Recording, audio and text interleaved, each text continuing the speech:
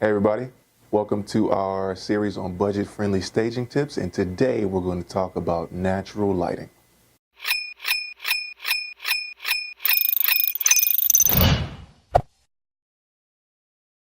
We all know how important the color of your walls are, and we'll get a little bit deeper into that later.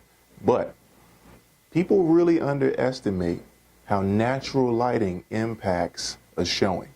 Now, I understand that people like dark curtains, blackout curtains, especially, early in the morning and on the weekends.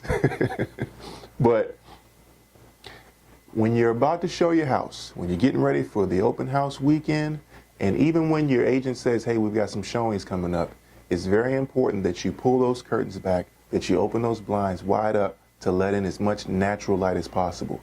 It allows people to have a better, warmer feel inside the property. And if you have all of these great wall colors, well, it really diminishes the impact of them.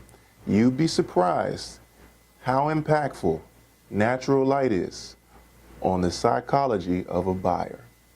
Hello again, Cedric Stewart here. Hopefully you learned something from that last video. Over the years I've shared my real estate knowledge on all of these news outlets, along with many others.